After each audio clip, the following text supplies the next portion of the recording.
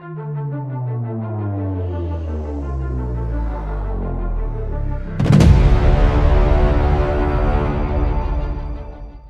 recently came across this article on thehill.com, and it highlights an interesting shift. Even left leaning media outlets are starting to acknowledge that Trump's perspective on the conflict that's happening in Ukraine may have been more accurate than they initially thought. It's significant, and this development shows how the conversation around this particular issue is evolving daily and widely across the political spectrum. So, to help us break it down, I want to share a clip of this gentleman on TikTok explaining this situation in detail. And regardless of where you stand on Trump and his policies, I think this particular analysis is thought provoking and definitely worth a consideration. It's important to approach complex issues like this with an open mind, especially when differing viewpoints are starting to converge as they are. So, as always, we appreciate you choosing Right Minded for your news and analysis. And if you enjoy this content, please take a moment, give this video a thumbs up, turn on your notifications, and subscribe to our channel so you don't miss any future updates. Thank you so much for you guys' support, and let's get into this clip. Trump was right about Ukraine, and now the media is quietly admitting it. Look, you don't have to like Trump. You don't have to support Putin, but you may want to pay attention for a moment because something massive just shifted.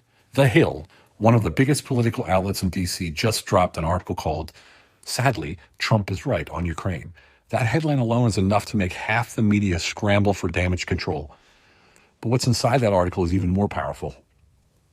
They admit that the war in Ukraine wasn't unprovoked, that it was Ukrainian right-wing militants who ignited the conflict back in 2014, long before Russia took Crimea, that Zelensky, far from being a hero of peace, rejected multiple peace agreements, pushed for NATO military involvement, and amped up aggression in the Donbass region.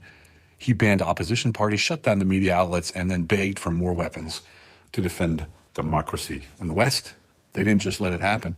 They funded it. They armed it. And they sold you a one-sided story on every major network day and night for years. They told you this war started in 2022, that Russia attacked unprovoked, that Zelensky was the last man standing between freedom and tyranny. That was a script. And if you questioned it, you were labeled a traitor, a Putin puppet, or even worse. But now, even the Hill is admitting it's not that simple. And here's what they're not saying out loud. Trump said all this years ago. He said NATO expansion was reckless. He said West was playing games in Ukraine. He said we were headed for a war we didn't need. And now the same media that mocked him is quietly backpedaling. So why now? Because the narrative is cracking, because independent journalists, alternative media, and everyday people like us kept pushing for the truth. Because mainstream media knows people are waking up. The same people who lied to us in Iraq and Afghanistan have been lying about Ukraine, and now they're getting caught. So no, I'm not a pro-Russia.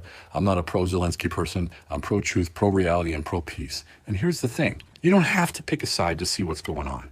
You just need to pause, zoom out, and do a little bit of digging, because once you step outside the media filter, the picture changes.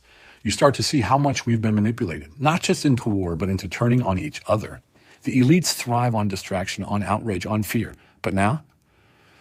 So before you start replying with hateful words, take a moment. You have the chance to think for yourself. Question why you're so angry, and look at what is being presented in front of you. I challenge you to do it. Not for Trump, not for Putin, not for a flag. Do it for the truth. Do it for peace. So share this, because war thrives on lies, and peace starts with waking up.